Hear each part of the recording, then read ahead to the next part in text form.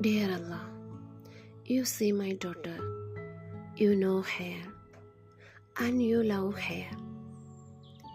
You know every silent battle she is facing, every tear she has cried, and every burden she carries, Allah.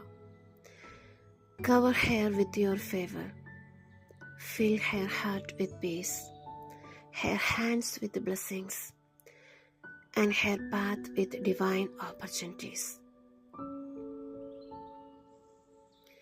When she feels weak, remind her that your strength is made perfect in her. When she feels alone, let her know you are right beside her. I come against any spirit of fear, doubt, or insecurity in her life.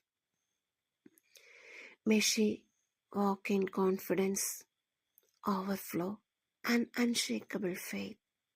Protects her, guides her, surround her with love. She is chosen, she is seen, she is enough. Alhamdulillah.